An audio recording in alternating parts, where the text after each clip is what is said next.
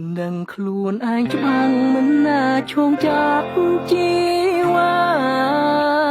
អូនសាររចាក់មិនមានប្រណាទៅ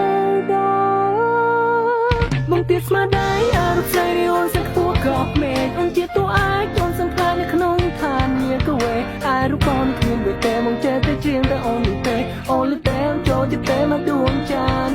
មិនសឹងមានមកពីព្រះទឹកគឺពិតជាសំណាងខ្លាំងបង្កត់ដូច